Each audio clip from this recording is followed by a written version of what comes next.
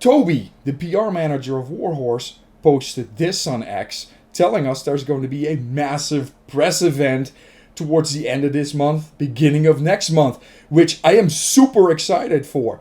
But that also means a couple of things. One, probably release date, so let's talk about it. So Warhorse's PR team has been giving us nuggets here and there, but of course it all started when they revealed the game.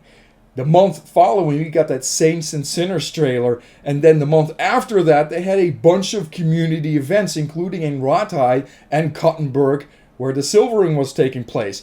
Super cool to see all the pictures and the videos that came off of that. And of course, now that presser. I cannot wait to see what information comes from that. And you know it's going to be all gameplay related. There's going to be a bunch of gameplay and that release date. How dare you speak? Another cool thing of this event is that there's an invitee. It's not going to be me, of course. No, I'm talking about the bailiff of Biscuit Town, Roxy Clark. She's going to be at the event. She was invited. She's going to be flown over to Prague. She's going to be in Kuttenberg. She's going to see all the things that we want to see, but she will be the only one seeing it, which is kind of a bummer, honestly. But then again, for about 6 years, she was pulling for a sequel. Everyone else was like, okay, well, whatever. And then the sequel comes out, and now finally she's going to be on the inside looking out. She's going to have all the information, and now she's going to be the one gatekeeping that all and maybe gaslighting us a little bit, which is funny as a heck to see that, you know, you start out being a fan of a franchise, and then you kind of end up kind of in the inner circle. Really, really neat. You know, for me, it's just, you know, I'm enjoying the heck out of it. And I think out of all the content creators out there, Roxy's going to be the person that I trust the most with the Kingdom Come Deliverance and being real about the game and actually giving us the proper sauce. Like, is it going to be good or is it not going to be good? And this is Warhorse Studios. I have full confidence that this game is going to be a freaking banger. Now, the fact that the media is now invited to come over and see the game in full glory means that the game is done, which means that a release date is pretty much imminent. Now, if I started to look down the list of the games that are coming out this year, there's a couple of voids there. The first void starts in August, which I personally prefer for a release date, so we have it nice and early, so I can play it already. And I get a vacation in August as well, so it's completely selfish that August would be my preferred month to have it come out.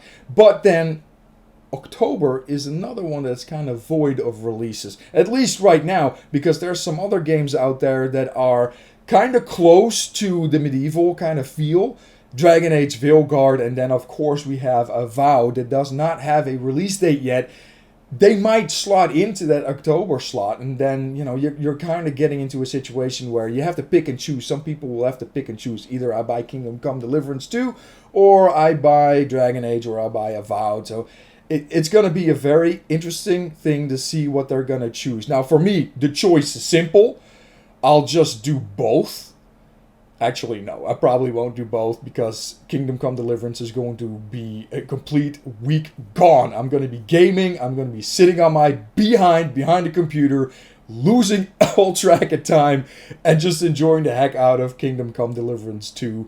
And that's just it. Now, another cool thing, though, is that when it comes down to release dates, I look a little bit too deep into some posts sometimes. Here you got John Valta, that was posted by Warhorse Studios, doing his thing with the music, and I freaking love his music. His music is just so great. You can just sit in the game, in a forest or in a tavern, you're going to sit down, watch the game go by, the virtual world go by, and just listen to that music, and I love it. I really love it. But when you look deeper into the post, you can see 12/10. Now, this is Europe, and in Europe, they switch things around. So 12/10 in Europe means that it's going to be October 12th. Now, another thing that comes with the release date and all that extra information is system requirements. Will my 4790K run this? I have no freaking clue. Probably not. It's 10 years old this month, so it's been time to buy a new PC, but every single time I'm like, please let it just run this. And the last big game that I bought, I think, was Forza, and it still ran it, even though it said, hey, your processor is not good enough. Well, apparently it is, because it's running, and Cyberpunk is running on it as well. So I got hopes that even Kingdom Come Deliverance 2, while it is way better looking than the first one, still my PC can hack it.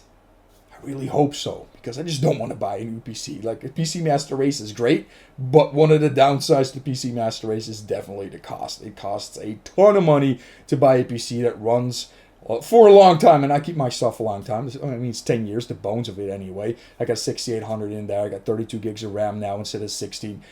The PSU was replaced. You know, I got SSDs running Windows 10. I can't even run Windows 11 on that machine, so next year I have to replace it no matter what. But I just really hope that I can play Kingdom Come Deliverance 2 still for one time. Please, it'd be freaking awesome if I can still play it. Please. Now, I also saw this post by Imperium Gaming that the people that backed the original game from a certain tier are getting the second game for absolutely free, which I think is the coolest thing ever. Warhorse sticking to their guns, saying, hey, you know, we made this promise 6 years ago. You probably forgot all about it. But here, have Kingdom Come 2 for free.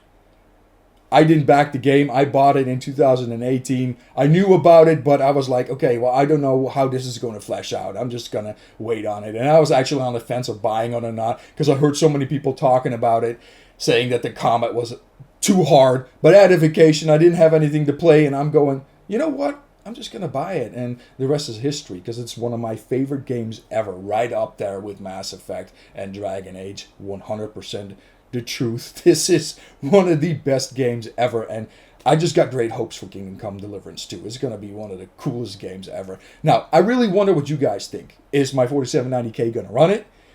Are we going to get a release date in August, or is it going to be October? Which I kind of lean more to the October thing than I do August, but I still hope it's August, because August would be freaking amazing. You know, they do that press event, and then they just drop that bomb and say, hey, you can play this in 2 weeks, which would be excellent, because I have that vacation coming up, which is going to be freaking cool. Just let me know in the comment section below what you guys think, what's going to happen. You know, it's super exciting time for Kingdom Come Deliverance 2, for gamers in general too, but Kingdom Come Deliverance 2 is really at the forefront for me right now. And as always, I hope you guys enjoyed it.